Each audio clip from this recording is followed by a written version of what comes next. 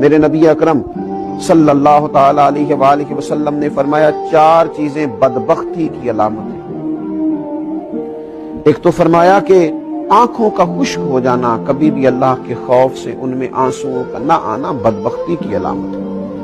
دوسرا، رسول اللہ صلی اللہ تعالی علیہ وسلم نے فرمایا دل کا سخت ہو جانا یہ بدبختی کی علامت ہے، کہ تیرے دل میں کسی کے لیے درد نہ ہو، تیرا دل کسی کے لیے نرم نہ ہو، تیری طبیعت میں کبھی کسی بندے کے لیے ہمدردی پیدا نہ ہو، یہ بدبختی کی علامت ہے۔